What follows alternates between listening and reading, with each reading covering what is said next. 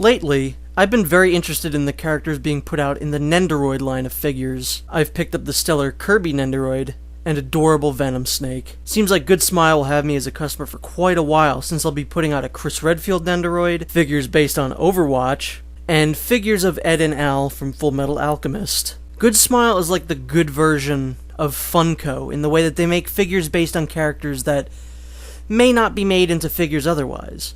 However, unlike Funko, these figures aren't trash. Now, speaking of characters that probably won't ever get made into figures ever again, Korra! I just picked up the recently released Korra Nendoroid from The Legend of Korra. The box looks identical to the Kirby and Snake boxes, so let's move on.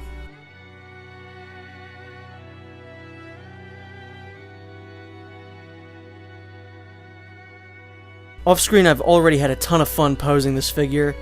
She seems like she has a very good shelf presence that just screams, "I'm the Avatar, you've got to deal with it." Figure has a very nice facial sculpt that's recognizably Korra, despite the chibiness of the design. Figure's based on her Season 1 outfit, which is nice, even though I do prefer the later outfits better. Something I noticed with Venom Snake, and for sure carries over here, the hair is very nicely done and surprisingly intricately detailed.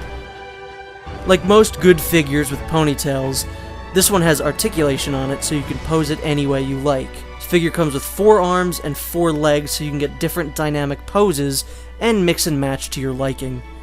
The pose I currently have her at looks nice, but wouldn't exactly keep her like this. This is how I'm going to be displaying the figure. Korra comes with some dynamic accessories to make her appear as if she's bending multiple elements. Fire and water shoots out behind her, appearing as if they are circling around her.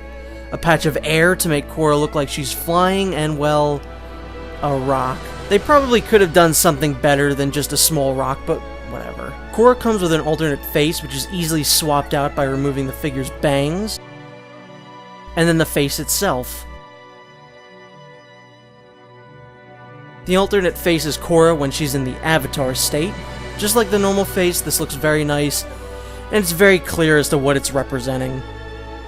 I wish they had included a third, more happy face, but I guess there really aren't any neutral poses to put her in, so a happy face wouldn't really fit. As for articulation, her head can move up and down, left and right to a certain point.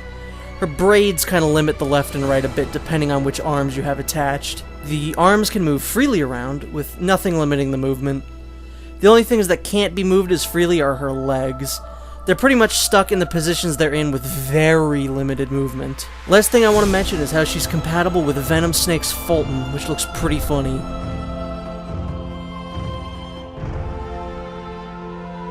So overall, I'm very happy with this Korra Nendoroid.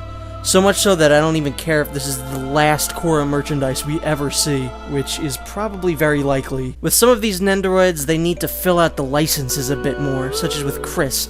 He needs a Jill and a Wesker to go along with him. Korra, so far, is the only one announced for this line, and I'm kind of okay with that. But if they were to make more characters from the Avatar universe, I would totally be on board. But as for now, Korra's great, and I absolutely recommend her.